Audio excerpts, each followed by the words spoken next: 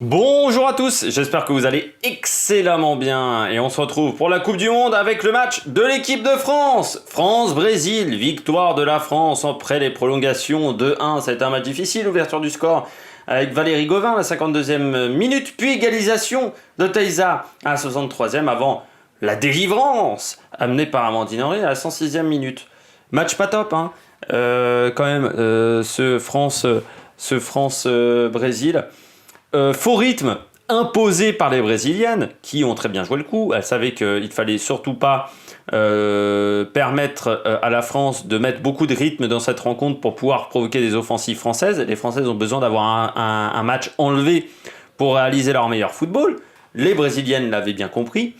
Et les Français sont tombés comme des bleus, et là on peut le dire, c'est les bleus, oh là là, jeu de mots incroyable, dans le piège offensif, dans le piège tendu par les Brésiliennes, et elles y sont allées plein dedans, c'est-à-dire que elles sont tombées dans ce faux rythme, elles ont eu beaucoup de mal pendant 80 minutes à accélérer le jeu, et c'est quand les Brésiliennes ont voulu accélérer le jeu même que c'est là où le match est devenu intéressant pour les Françaises. Par contre, gros souci du côté de la France, néant offensif, néant collectif. Néant offensif parce qu'on n'est pas capable de se procurer des actions dangereuses et surtout de convertir ces actions dangereuses. Pourquoi ? Parce qu'il n'y a pas assez de soutien dans la surface de réparation, mais comme il n'y avait déjà pas assez de soutien face au Nigeria et face à la Norvège, c'est pas nouveau. Néant au niveau collectif parce qu'on n'a pas été foutu de faire 2 passes d'affilée. On a, je crois, 70% de réussite au niveau des passes, c'est pas suffisant. Faut être à 80%. C'est pas suffisant en termes de réussite au niveau de précision de passe, surtout face à une défense brésilienne qui n'est pas non plus la meilleure défense au monde, même si les Brésiliennes avaient un petit peu augmenté leur niveau. Collectivement, tant qu'on ne sera pas capable de faire 4 passes d'affilée et tant qu'on ne sera pas capable de convertir les occasions qu'on se procure de manière plus importante, eh bien on ne pourra pas gagner notre quart de finale, donc il faudra faire beaucoup mieux. Je voudrais également pointer un point noir dans ce match, c'est le fair play du public. J'ai pas apprécié du tout l'aptitude du public envers la gardienne Barbara. C'est dû également à la VAR.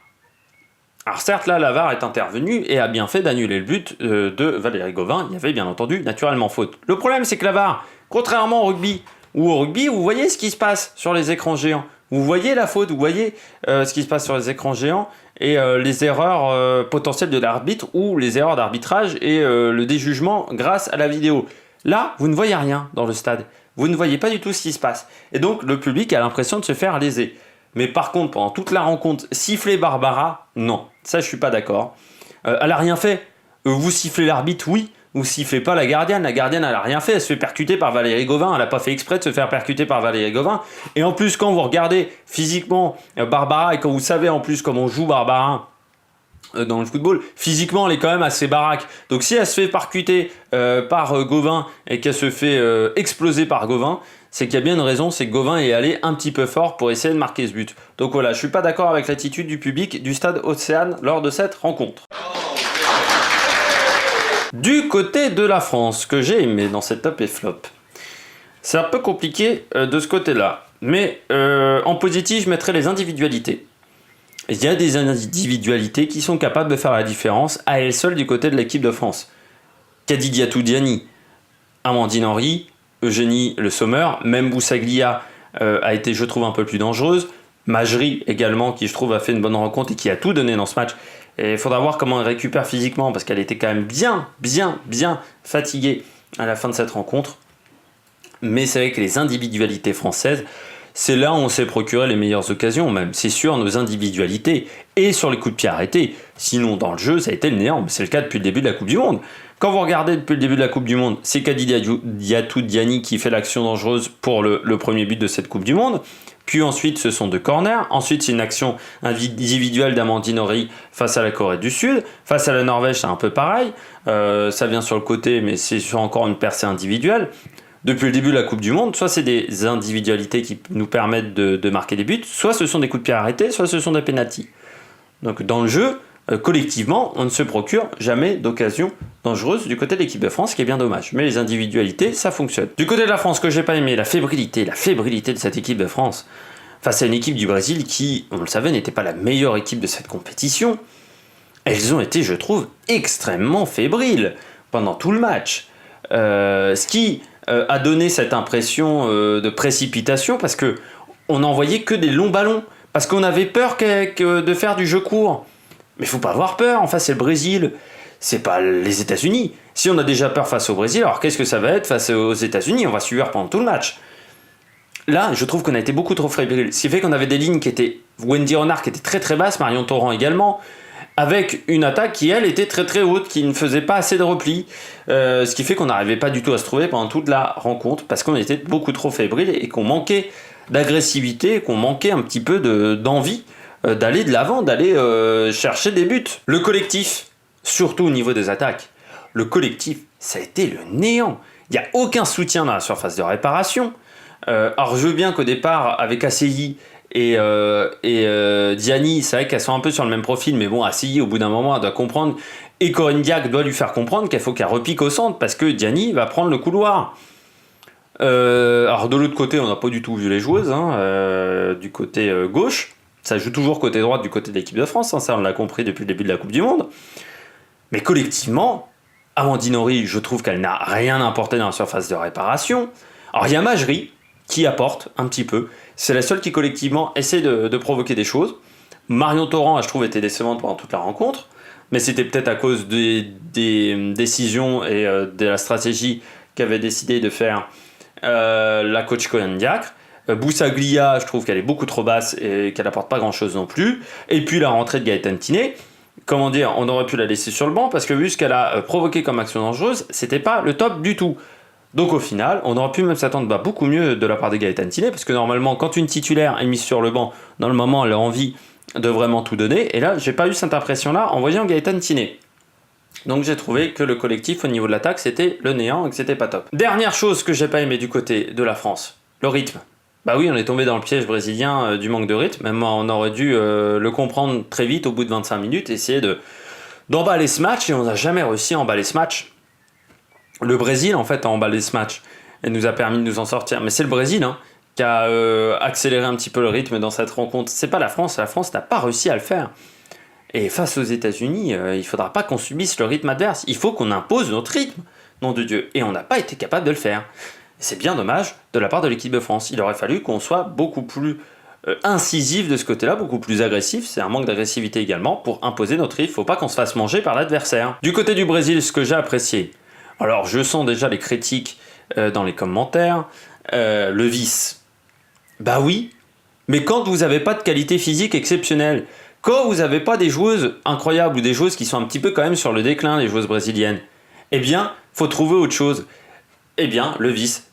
Comment a gagné l'Italie? Enfin, l'Italie, comment ils ont gagné la Coupe du Monde en 2006? C'était grâce au vice, mais il faut être vicieux de temps en temps. Nous, on l'a fait également à la Coupe du Monde 2018, quand Mbappé va voir le défenseur uruguayen ou le défenseur ou la défense centrale de l'Argentine en huitième et en quart de finale. C'est aussi du vice, par exemple. Et bien là, le vice, les Brésiliennes l'ont très très bien réalisé. 24 fautes en plus, certes beaucoup de fautes, mais simplement 4 cartons. Donc c'est, je trouve, un bon ratio de ce côté-là. Elles ont réussi à le faire avec, bien entendu, de l'expérience. Ça, c'est le deuxième point positif du côté du Brésil, beaucoup d'expérience.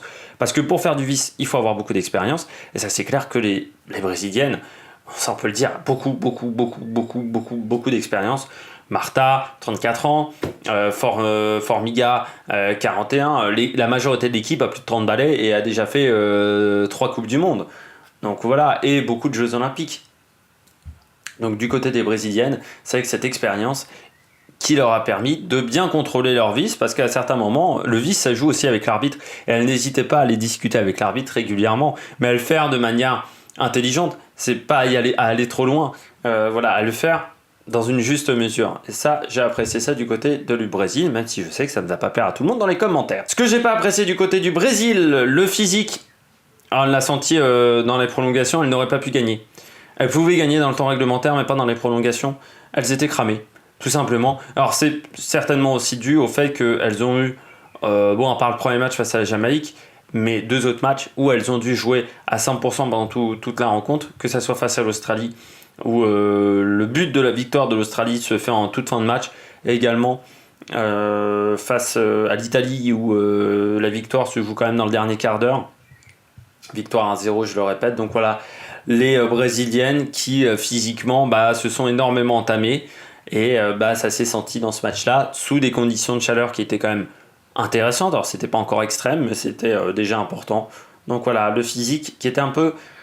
On sentait qu'elles étaient cramasses, ces Brésiliennes. Le manque de jeunes du côté des Brésiliennes. Oui, j'ai parlé d'expérience, mais par contre, il n'y a aucune jeune. Et puis, c'est terrible. Hein. Toutes les joueuses ont plus de 25 ans, et dès qu'il faut un petit peu de vivacité face à des joueuses françaises qui sont un peu plus jeunes, eh bien, elles ont été prises par cette vivacité, parce que voilà, il leur manque des jeunes, il n'y a plus que des anciennes. C'est une équipe un petit peu sur le déclin, le Brésil. Marta, par exemple, c'est certainement sa dernière Coupe du Monde. Formiga, on la verra peut-être pas à la prochaine Coupe du Monde. Ça manque de jeunes, ça manque de formation. Du côté du Brésil, peut-être aussi que c'est un peu le souci de toutes ces équipes sud-américaines, c'est que, alors du côté des équipes africaines, je dis toujours, il n'y a pas d'argent pour les filles, mais il n'y a déjà pas d'argent pour les garçons. Donc voilà, on l'a vu, par exemple, à la CAN avec le Cameroun, je crois, qui n'avait pas reçu ses primes. Bien, du côté de l'Amérique du Sud, par contre, les garçons ont beaucoup d'argent, mais les filles, il n'y a pas du tout de moyens. Et je pense que du côté de la formation, le Brésil devrait mettre un petit peu de moyens, mais je ne suis pas sûr que, vu la gestion politique en ce moment du Brésil, on mette énormément de moyens sur la jeunesse au niveau du football féminin. Je ne suis pas sûr que ce soit l'objectif de la part du Brésil. On finit avec donc le fait d'avoir pas énormément de jeunesse, d'avoir une équipe un peu vieillissante. C'est le manque de vivacité. Dès que les joueuses françaises mettaient de la vitesse, souvent en 1 contre 1, c'était souvent du talent individuel de ce côté-là, mais très vite les Brésiliennes étaient en difficulté. Formiga qui a été, je trouve, beaucoup en difficulté au milieu de terrain, avec ACI par exemple. C'est un manque cruel de vitesse en défense qui les a mises en difficulté plusieurs fois dans cette rencontre. On passe aux top joueuses. Allez, pour moi, la joueuse du match, Kadidiatou Diani. Beaucoup de percussions. Elle a utilisé son couloir à la perfection, c'était son rôle également. Dommage que des fois, ACI lui ait marché un petit peu sur les pattes, parce que c'était à elle de prendre le couloir, pas ACI. ACI devait repiquer un peu plus au centre, apporter du soutien au centre.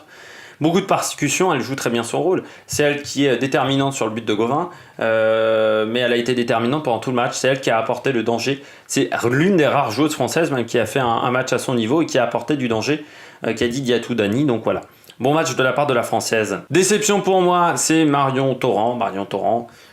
Défensivement très basse, je trouve, donc ce qui fait qu'elle n'a pas eu d'apport offensif. Pour le latéral, c'est un peu dommage. Autant Amel Majri avait beaucoup d'apports offensifs, autant elle n'en avait aucun quasiment sur le côté droit.